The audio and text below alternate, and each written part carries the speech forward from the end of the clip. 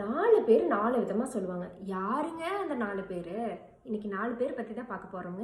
Disk பர்சனாலிட்டின்னு சொல்லுவாங்க. சைக்காலஜிக்கலா பார்த்தீங்கன்னா, டிஐஎஸ்சி அப்படின்னு சொல்லிட்டு 4 பர்சனாலிட்டி இருக்காங்க. அவங்க யாருன்னு இன்னைக்கு பார்க்கலாங்களா? ஃபர்ஸ்ட் ஒன் பார்த்தீங்கன்னா, டாமினன்ஸ், அதாவது ஆளுமை தன்மை இருக்கிறவங்க. அவங்க பார்த்தீங்கன்னா, அவங்க இருக்கிற என்விரான்மெண்ட்டை தன்னோட கண்ட்ரோல்ல வச்சுக்கணும் அப்படின்னு நினைப்பாங்க.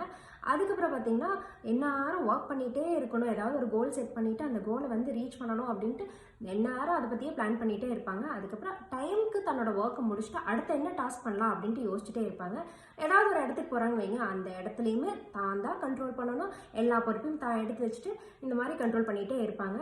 செகண்ட் டைப் பர்சனாலிட்டி பார்த்தீங்கன்னா இன்ஃப்ளூயன்ஸ், அதாவது செல்வாக்கு. இவங்க எப்படிப்பட்ட கேரக்டர்னு பார்த்தீங்கன்னா, பீப்புள்ஸ் கூட எந்நேரமே இருப்பாங்க. பீப்புள்ஸ்னால் ரொம்ப பிடிக்கும். அவங்கக்கிட்ட எந்நேரம் தொண பேசிகிட்டே இருக்கணும்னு நினைப்பாங்க. அதாவது ஒரு ரெட்டு அப்படின்னு சொல்லிட்டிங்கன்னா அதை பற்றி 1 மணி நேரம் பேசினாலும் பேசிகிட்டே இருப்பாங்க. இல்லைன்னா அவங்க இந்த வாட்ச் எப்போ வாங்கினேன் அப்படின்னு கேட்டிங்கன்னா, ஓ இந்த வாட்சா அப்படின்னு ஆரம்பித்து நான் எங்கே வாங்கினேன், எப்படி வாங்கினேன், எப்படி யூஸ் பண்ணிட்டு இருக்கேன், இதுக்கப்புறம் என்ன எவ்வளோ நாள் யூஸ் பண்ணிட்டு இருக்கிறேன் அப்படின்னு அந்த வாட்சை பற்றி நிறைய பேசுவாங்க. அதுக்கப்புறம் வேலையும் வந்துட்டு கொஞ்சம் கம்மியாக தான் செய்வாங்க. ஆனால் டீமில் ஒர்க் பண்ணுறப்போ நல்லா பண்ணுவாங்க. ஸோ இவங்களுக்கு வந்து பீப்புள்ஸ்னால் ரொம்ப பிடிக்கும். தேர்ட் டைப் பர்சனாலிட்டி பார்த்தீங்கன்னா ஸ்டெடினஸ், அதாவது நிலைத்தன்மை இருக்கிறவங்க. அவங்க பார்த்தீங்கன்னா ரொம்ப குவைட்டாக காமாக தனக்கு கொடுத்த வேலையை செஞ்சுட்டே இருப்பாங்க. கம்ஃபர்ட் ஜோன்லேயே இருப்பாங்க. நிறைய பேர்த்து கூட பழக மாட்டாங்க. அவங்களுக்கு ஏதாவது சேஞ்சஸ் வந்தால் கூட அது பிடிக்கவே பிடிக்காது. ஆனால் டீம் ஒர்க் பண்ணுவாங்க. ஏதாவது ஒர்க் கொடுத்துட்டிங்கன்னா அந்த ஒர்க்கை கண்டிப்பாக நல்லா பண்ணி முடிப்பாங்க. ஆனால் கொஞ்சம் ஸ்லோவாக தான் பண்ணுவாங்க. ஸ்லோவாக ஸ்டெடியாக பண்ணுறவங்க தான் பார்த்தீங்கன்னா இந்த நிலைத்தன்மையில் இருக்கிற கேரக்டர்ஸ்.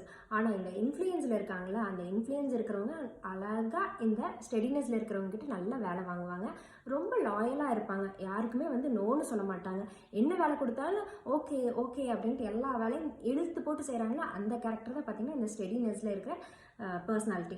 4வது பர்சனாலிட்டி யாருன்னு பார்த்தீங்கன்னா காசியஸ், அதாவது மனசாட்சி. இவங்க யாருன்னு பார்த்தீங்கன்னா லாஜிக்கல் திங்கிங். ரொம்ப ஓவராக திங்க் பண்ணிகிட்டே இருப்பாங்க. ஒரு மொபைல் வாங்கணும்னு நினச்சாலே பல ரிசர்ச் பண்ணிட்டு தான் ஒரு மொபைல் வாங்குவாங்க. அதுக்கப்புறம் இவங்க எந்த வேலை கொடுத்தாலும் ரொம்ப பர்ஃபெக்டாக பண்ணுவாங்க. ஒரு டவல் மடின்னு கொடுத்தீங்கனாலும் அப்படியே 4 புறம் ஒரே மாதிரி இருக்கிற மாதிரி மடிப்பாங்க. அதுக்கப்புறம் தேவைப்பட்டால் கண்டிப்பாக அந்த பொருள் வாங்குவாங்க. இல்லைன்னா அது தேவையில்லை அப்படின்னா வாங்கவே மாட்டாங்க.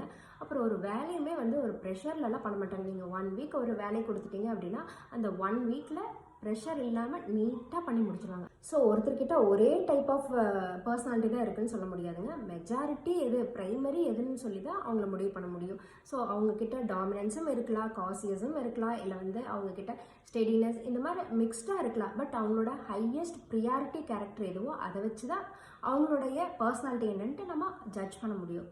ஓ இதனால தான் இவன் இப்படி இருக்கானா அப்படின்ட்டு யாராச்சும் பற்றி இப்போ நீங்கள் ஜட்ஜ்மெண்ட் பண்ணியிருப்பீங்க. உங்களை பற்றி நீங்கள் ஜட்ஜ்மெண்ட் பண்ணியிருந்தீங்கன்னா கமெண்ட் பாக்ஸில் டைப் பண்ணுங்கள். தேங்க்யூ.